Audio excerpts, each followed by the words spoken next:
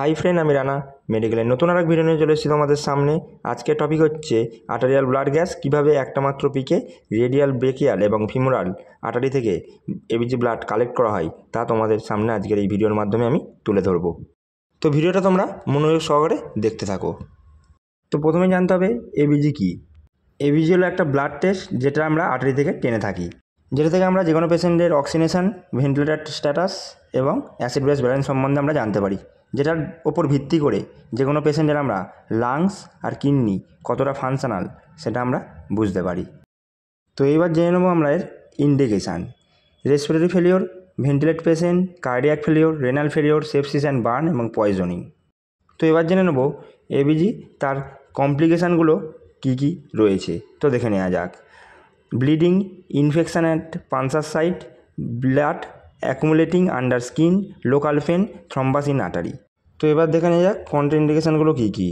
Bleeding, ডায়াস্থেসিস বা coagulation, AV fistula থাকলে, severe peripheral vascular disease থাকলে, অ্যাবসেন্স আর্টেরিয়াল পালস থাকলে, এছাড়া ইনফেকশান ওভারসাইট বা অনেক ক্ষেত্রে অ্যাবনর্মাল অ্যালেন টেস্ট।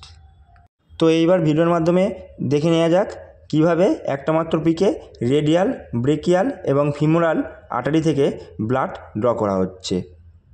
তো প্রথমে আমরা রেডিয়াল আর্টারি থেকে এবিজি ব্লাডটা ড্র করছি, কিভাবে করছি দেখে নেওয়া যাক। রেডিয়াল আর্টারির পালসেশনটা ভালো করে ফিল করবার পর যে পয়েন্টে আমি পালসেশন ফিল করছি সেই পয়েন্টে আমার 2 ml হেপারিনাইজ সিরিঞ্জ নিডিল পিক করে দিতে হবে বা ইনসার্ট করতে হবে। তারপরে মুখে ব্লাড চলে এলে তারপরে আমরা প্লাঞ্জার উইথড্র করে ব্লাডটা ড্র করে নেব। তো পুরোপুরি এবিজি ব্লাড ড্র করে নেওয়ার পর পাঞ্চার পয়েন্টে 3 থেকে 4 মিনিট ড্রাই কটন দিয়ে ভালোভাবে চেপে ধরে রাখতে হবে। তো এরপর আমরা দেখে নেব ব্রেকিয়াল আর্টারি থেকে কিভাবে এবিজি ব্লাড ড্র করা হয়। সেমভাবে প্রথমে আর্টারির পালসেশনটা ভালো করে ফিল করতে হবে।